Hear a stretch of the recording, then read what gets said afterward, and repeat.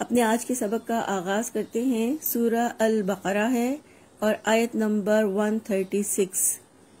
ارشاد باری تعالیٰ ہے، قولوا آمنا باللہ وما انزل الینا وما انزل الی ابراہیم واسماعیل واسحاق ویعقوب والاسباط وما اوتی موسیٰ وعیسیٰ وما اوتی النبیون من ربہم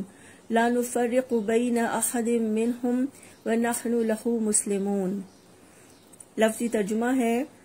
قولو تم سب کہو، آمنا باللہ ہم ایمان لائے اللہ تعالیٰ پر، وما انزلا اور جو اتارا گیا، الینا ہماری طرف، وما انزلا اور جو اتارا گیا، الی ابراہیم ابراہیم علیہ السلام کی طرف، و اسماعیل و اسحاق و یعقوب والاسباطی اور اسماعیل علیہ السلام اور اسحاق علیہ السلام اور یعقوب علیہ السلام اور ان کی اولاد پر، وما اوتیا موسیٰ و عیسیٰ اور جو دیا گیا موسیٰ علیہ السلام اور عیسیٰ علیہ السلام کو، وما اوتی النبیون اور جو دیا گیا نبیوں کو، من ربہم ان کے رب کی طرف سے، لا نفرق بین احد منہم لا نفرق نہیں ہم تفریق کرتے، بین احد منہم کسی ایک کے درمیان ان میں سے، ونحن اور ہم لہو مسلمون اس کے سب فرما بردار ہیں۔ با محاورہ ترجمہ ہے،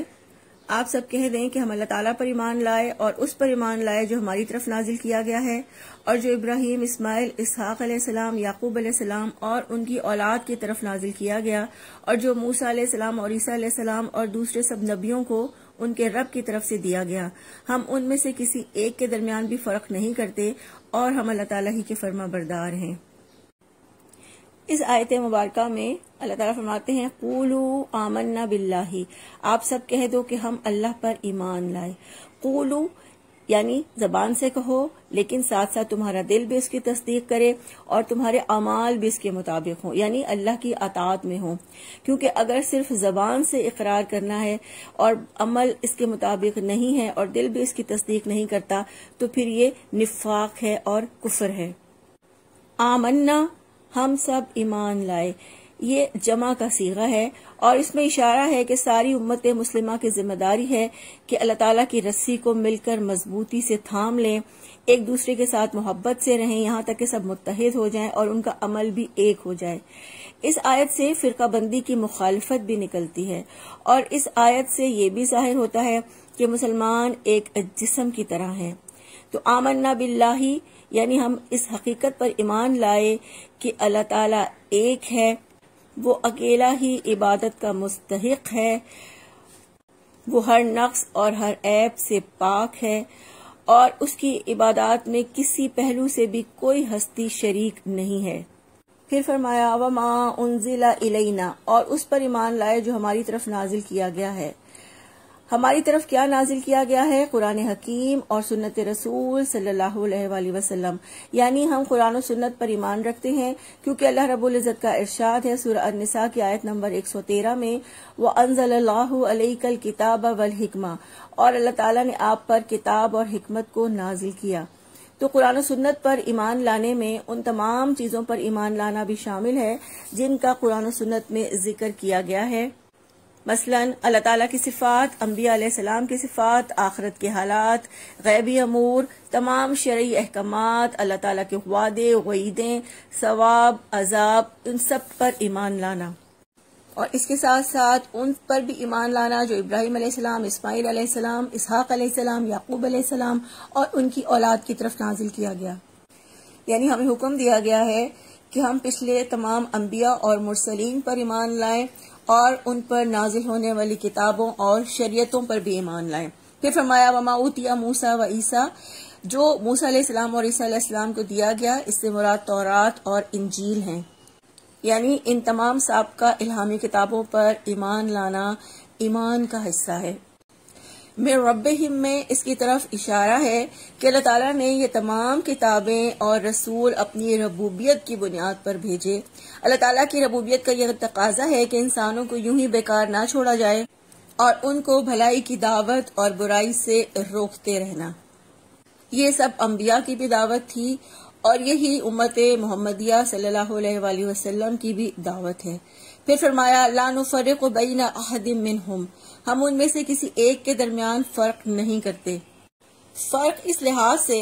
کہ فلاں نبی حق پر تھا اور فلاں نبی حق پر نہیں تھا، یا ہم فلاں نبی کو مانتے ہیں فلاں نبی کو نہیں مانتے، کیونکہ یہودی اسی طرح کہتے تھے کہ ہم بعض پر ایمان لائے اور بعض کا ہم انکار کرتے ہیں۔ تو اللہ تعالیٰ نے اس آیت مبارکہ میں حکم دیا کہ آپ کہہ دیجئے کہ ہم نبیوں کے درمیان کوئی فرق نہیں کرتے۔ حضرت ابو ہریرہ رضی اللہ عنہ کی روایت ہے، رسول اللہ صلی اللہ علیہ وآلہ وسلم نے فرمایا انبیاء کرام آپس میں علاقائی بھائی ہیں اور ان کی مائیں مختلف ہیں اور ان کا دین ایک ہے۔ تو تمام انبیاء اللہ تعالیٰ کی طرف سے مبعوث ہوئے اور حق و صداقت لے کر آئے اور ایک ہی صداقت اور ایک ہی راہ راست کی طرف بلاتے رہے، اور تمام انبیاء اپنے سے پہلوں کی تصدیق اور بعد میں آنے والوں کی بشارت دیتے رہے اور ان پر ایمان لانے کی تاکید کرتے رہے۔ اب اگر مثال کے طور پر یہودی حضرت عیسیٰ علیہ السلام یا نبی صلی اللہ علیہ وآلہ وسلم پر ایمان نہیں لاتے، تو اس کا مطلب یہ ہوگا کہ وہ اپنے پیغمبر یعنی حضرت موسیٰ علیہ السلام اور اپنی کتاب تورات پر بھی ایمان نہیں لاتے، بلکہ وہ محض باپ دادا کی تقلید میں ایک پیغمبر کو مان رہے ہیں اور ان کا اصل دین نسل پرستی یا اپنے آبا کی تقلید ہے اور اپنے پیغمبروں کی پیروی نہیں ہے، ورنہ اس کی سب باتیں مانتے۔ تو کچھ نبیوں پر ایمان لانا اور کچھ کو جھٹلانا اصل میں ان کا اپنے رسول کا انکار کرنا یعنی اپنے رسول سے کفر کرنا ہے۔ پھر فرمایا وَنَحْنُ لَهُ مُسْلِمُونَ، اور ہم اللہ تعالیٰ ہی کے فرما بردار ہیں، یعنی ہم اپنے ظاہر اور باطن سے اللہ تعالیٰ کی عظمت کے سامنے سر جھکاتے ہیں اور خالص اور یکسو ہو کر صرف ایک اللہ کی عبادت کرتے ہیں، اسی کی اطاعت کرتے ہیں اور اسی کے فرما بردار ہیں۔ تو اللہ تعالیٰ نے اس آیت مبارکہ میں توحید کے ساتھ ساتھ انبیاء پر اور ان پر نازل ہونے والی کتابوں پر ایمان لانے کا حکم دیا ہے، اور یہ حکم دیا ہے کہ ہم زبان کے ساتھ ساتھ دل اور اعضاء سے بھی اس کی تصدیق کریں۔ آیت نمبر 137 ہے فَإِنْ آمَنُوا بِمِثْلِ مَا آمَنْتُمْ بِهِ فَقَدِ اهْتَدَوْا وَإِنْ تَوَلَّوْا فَإِنَّمَا هُمْ فِي شِقَاقٍ فَسَيَكْفِيكَهُمُ اللَّهُ وَهُوَ السَّمِيعُ الْعَلِيمُ۔ لفظی ترجمہ ہے فَإِنْ آمَنُوا، پس اگر وہ سب ایمان لائیں، بِمِثْلِ مَا آمَنْتُمْ بِهِ، اس کی مثل جو تم ایمان لائے ہو اس پر، فَقَدِ اهْتَدَوْا، تو یقیناً وہ سب ہدایت پا گئے، وَإِنْ تَوَلَّوْا، اور اگر وہ سب پھر جائیں، فَإِنَّمَا، تو بے شک، ہم وہ سب فی شقاق، ضد میں ہیں، فَسَيَكْفِيكَهُمُ اللَّهُ، پس ان قریب کافی ہو جائے گا تجھے ان سے اللہ، وَهُوَ السَّمِيعُ الْعَلِيمُ، اور وہی سننے والا اور جاننے والا ہے۔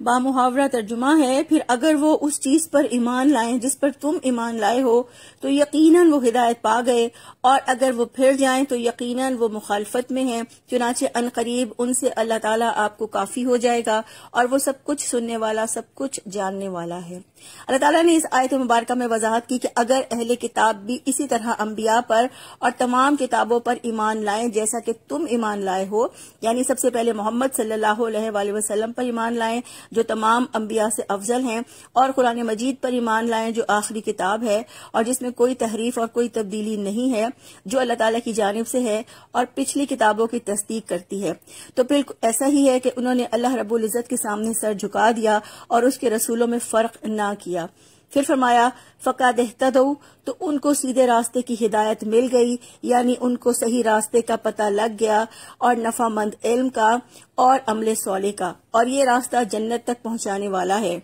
یہاں یہ بات بھی قابل ذکر ہے کہ اللہ تعالیٰ کے ہاں وہ ایمان معتبر ہے جس میں انسان حق کو پہچانے اور حق کا اعتراف کرے، اور صحابہ کرام بھی اپنے دور میں اسی طرح ایمان لائے تھے، اور یہی ایمان منزل یعنی جنت تک اور اللہ کی رضا اور خوشنودی تک پہنچانے کا ذریعہ ہے۔ اس لیے آئندہ آنے والے انسانوں کے لیے اللہ تعالیٰ نے صحابہ کرام کے ایمان کو مثال کے طور پر رکھا ہے کہ اگر ان جیسا ایمان لاؤ گے تب ہدایت پا جاؤ گے، یعنی صحابہ کرام کے ایمان کو اللہ تعالیٰ نے معیار اور کسوٹی قرار دیا ہے کہ اب اگر لوگ اسی طرح ایمان لائیں گے تو ہی ہدایت یافتہ ہوں گے۔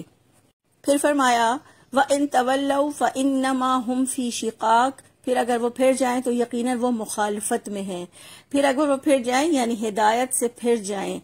شقاق سے مراد دشمنی اور مخالفت ہے کہ اگر وہ منہ پھیر لیں ہدایت سے، یعنی صحابہ کرام کے طریقے سے منہ پھیریں، تو اس کا مطلب ہے کہ وہ ضد اور تعصب کی وجہ سے سیدھے راستے پر نہیں آتے۔ شقاق میں وہ شخص مبتلا ہوتا ہے جو اللہ تعالیٰ اور رسول سے ہمیشہ متضاد راستے پر ہوتا ہے، یعنی ایک طرف اللہ اور اللہ کے رسول کا راستہ ہے اور دوسری طرف شقاق ہے۔ شقاق سے انتہا درجے کی دشمنی اور عداوت پیدا ہوتی ہے،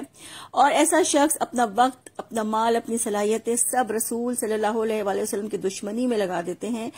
یہ سلسلہ آج تک جاری ہے۔ پھر فرمایا فَسَيَكْفِيكَهُمُ اللَّهُ، چنانچہ ان قریب ان سے اللہ تعالیٰ آپ کو کافی ہو جائے گا، یعنی ان کے مقابلے میں اللہ تعالیٰ آپ کے لیے کافی ہے۔ ان کی کسی ضد، مخالفت اور دشمنی سے آپ خوف نہ کھائیں، سیدھے راستے پر جمے رہیں، اللہ آپ کے لیے کافی ہے۔ اللہ تعالیٰ نے اپنے رسول سے وعدہ کیا ہے کہ وہ دشمنوں کے مقابلے میں ان کے لیے کافی ہے۔ اللہ تعالیٰ دشمنوں کے شر سے آپ کو بچا لے گا، اور اللہ تعالیٰ نے اپنے رسول سے کیا ہوا وعدہ پورا کیا، آپ صلی اللہ علیہ وآلہ وسلم کو غلبہ عطا فرمایا، اور یہ لوگ یعنی یہودی جلا وطن کر کے تتر بتر کر دیے گئے، اور ان میں سے کچھ قتل ہوئے اور بعض کو قیدی اور غلام بنا لیا گیا۔ تو یہودیوں کے خلاف اللہ تعالیٰ آپ کی حمایت کے لیے کافی ہو گیا۔ جب بنو نذیر جلا وطن ہوئے اور بنو قریظہ قتل ہوئے تو نبی صلی اللہ علیہ وآلہ وسلم سے اللہ تعالیٰ کا وعدہ حفاظت اور نصرت پورا ہوا کہ اللہ تعالیٰ لوگوں سے آپ کی حفاظت فرمائیں گے۔ حضرت عثمان غنی رضی اللہ تعالیٰ عنہ کی جب شہادت ہوئی تو اس وقت قرآن مجید ان کی گود میں تھا، اور فَسَيَكْفِيكَهُمُ اللَّهُ کے الفاظ پر ان کے خون کے چھینٹے پڑے تھے، اور یہ مصحف آج بھی ترکی میں موجود ہے۔ پھر فرمایا وَهُوَ السَّمِيعُ الْعَلِيمُ، اللہ تعالیٰ سب کچھ سننے والا، سب کچھ جاننے والا ہے۔ اللہ تعالیٰ ہر بات کو سنتا ہے اور ہر بات کا اللہ کو علم ہے، اس لیے وہ کافی ہے۔ اللہ تعالیٰ نے اپنے السمیع اور العلیم ہونے کا شعور دلایا ہے کہ اللہ تعالیٰ تمہارے ایمان کا علم رکھتا ہے، تمہارے اقرار، اعتراف اور اظہار کو وہ سنتا ہے، وہ السمیع ہے۔ اللہ تعالیٰ سے دعا ہے کہ اللہ تعالیٰ ہمیں بھی صحابہ کرام جیسا ایمان اور تقوی عطا فرمائیں اور ان کے نقش قدم پر چلنے کی توفیق عطا فرمائیں۔ سبحانک اللہم و بحمدک، نشہد ان لا الہ الا انت، نستغفرک و نتوب الیک۔ السلام علیکم و رحمۃ اللہ وبرکاتہ۔